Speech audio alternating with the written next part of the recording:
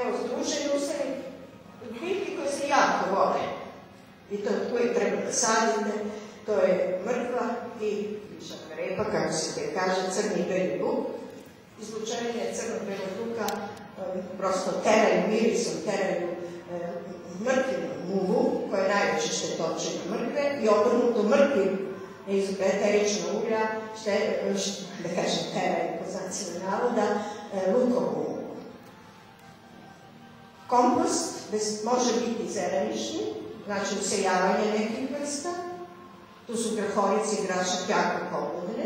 Ili prethodno gajenje, recimo kad gajite ovas, posle jesene kulture, govorimo o povrću, onda imate dovoljno periodu proleća da ga prosto posle ubacite, da kažem, zavrete u zemljište.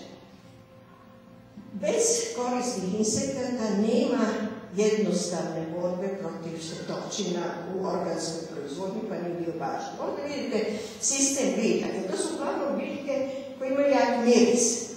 Tu može biti kmen, može biti kivu, korijander, može biti veliki broj biljaka, bosilja, može biti boreć, može biti facelija, koje privlače korisne insekte. Vi sad morate imati stanište. Raskrčili smo šume. Nema. Drvorede nema šimka. Gde će živjeti korisne ptice i korisni insekti? Treba uspostaviti tu ravnotežu. Sada je ravnoteža u korist štetočina, jer korisnih nema. Treba uspostaviti upravo tu ravnotežu. A evo vidite, ovo su primjeri ko se najviše voli, kako ja to kažem, to deca u našoj biobaštini znaju. To su jednostavno biljke koje jedna drugoj jako pomažu. Jednostavno on mirisima, neću da ulazim u hemijske reakcije mirisom. Evo ta naša korisni insekt, bubamara koja je toliko listni vaši, koliko vi hemijskih sredstva nikada ne bi mogli da uradite. Inače, ovi predatori proizvode se neki, posebno oni koji se koriste u konvencionalnoj proizvodnji u zaštićenom prostoru. U plastenicima i staklenicima, tamo se proizvodi ceo niz insekata u borbi protiv štetočina. Pusti se određena količina, zavisi koji je tip, kao što se proizvode i oni koji vrše oprašivanje, kao recimo bumbari, mesto nekadašnjih čema sad se bumbari stavljaju u plastenik i staklenik i vrše dopunsko oprašivanje biljaka. Znači, taj biološki aspekt proizvodnje bioloških sredstava za zaštitu biljaka, od biljaka, ekstrakti biljaka, preko onih koji radi se kao manipulacija mikroorganizmima, je sada glavni trend. I šta mislite ko proizvodi najviše sredstava u svijetu? Upravo najveće fabrike pesticida. Bayer, recimo, Celius Caroton. Zašto? Tamo bilo bi se sad oni ne rade za lepe oči. A očigledno je velika potražnja za ovim sredstvima. Imamo i kod nas, imamo ovdje u Zrenjaninu, prema tome imamo sredstava i, da kažem, evo ja se kažem u Vojvodini, imamo proizvođače koji mogu zadovoljiti proizvodnju, govorimo o povrću. Kao najopasnije, najtežem delu koji se proizvodi na organski način, možete imati ukupnu zaštitu sa tim sredstvima. I to je često najčešće pitanje. Ono što se ponekad zaboravlja, organska proizvodnja kaže koristite sorte autohtonog područja. Ne slučajno.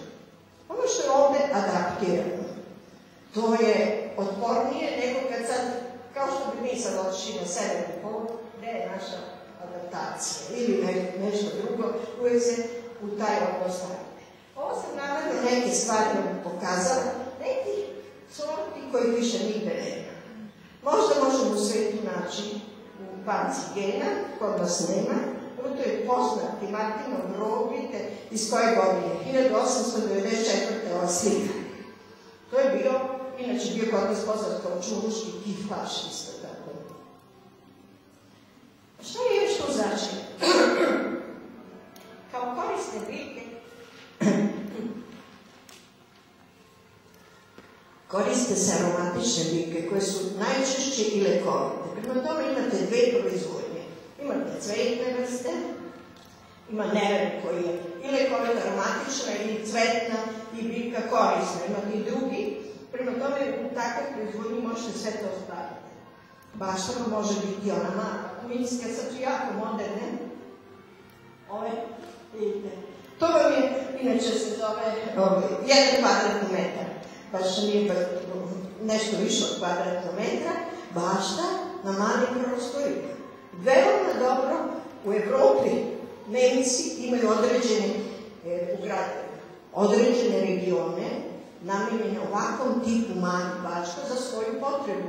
Nije samo što vi proizvodite, vi ste napolju u prirodi, ima mnogo koristi, a drugo sad znate kako izgleda miris. Jednom kad jedete povrće proizvedeno na organski, onda ćete reći pa uopšte nije ono što sam do sada jeo. Krastavac, to liči na krastavaca, miris. Ovo što jedete, malo pesticida, malo svega, prema tome nema taj miris. A te naše autohtone, posebno sorte, one su karakteristične. Evo, vidite, kuhinjska bašta na prozoru. Tokom zime možete imati i na prozoru, sve ovih naših u vrtićima. E sad ovdje sam vam pokazala jednu baštu, naprijed vidite suncokret. Suncokret je najbolji mamac za lisne vaše.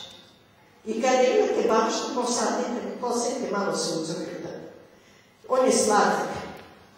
I lisne vaše sa povrća otići će sve na njega. Ako imate crne lisne vaše, onda stavite malo boba, posete ovako po bašti i imat ćete manje napada štetočina. Ovo vam govorim, ovo je samo prikaz smene vrsta o kojima sam rekla da bi bašta bila zelena cijele godine.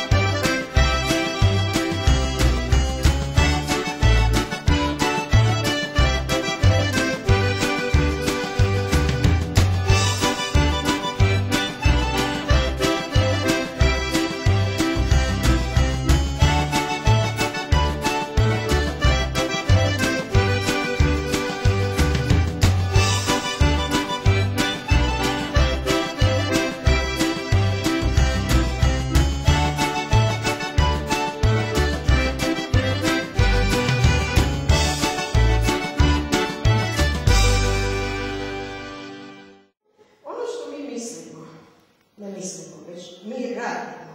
Svo ovo znanje stekla sam radom, učenjem radom u okviru terasa, gdje imamo teras bioškolu. I najveći broj proizvođača u Vojvodini prošao je teras bioškolu. Jednu, drugu, treću, radi za inspektore i za proizvođače. A sada to znanje koje imamo, teras u Subotici jeste organizacija, a sada smo to znanje pokušali da u okviru zelene mreže Vojvodine, isto nevladine organizacije, sprovedemo u pravcu revitalizacije salaša. Zašto smo uzeli salaša? Koliko Novog Sada, koliko hoćete salaša, pogledajte odavde do Novog Sada, koliko levo i desno, a znamo kakva je situacija u salašu. Salaši su, kada posmatramo građevinski, proizvodno male ekofarme. Tamo gde ima mladih, ili da bi mladi ostali tamo, mora se proizvesti i dobiti neka profit, mora biti dinara, inače ko će raditi. Sada smo mi to pokušali da preko jednog segmenta multifunkcionalnosti, čućete taj izraz, dosta se sada koristi, multifunkcionalni razvoj poljoprivrede i sela se kaže, da mi, to znači da imamo poljoprivredne i nepoljoprivredne proizvode i usluge. Mi smo koristili stare zanate, Pa smo napravili seriju, pogledajte. Ovo vidite učenice specijalne škole Milan Petrović iz Novog Sada, koje smo osposobili da proizvode povrće i cveće i oni to prodaju na našoj pijaci. Zatim tu imate različite konjičke sportove,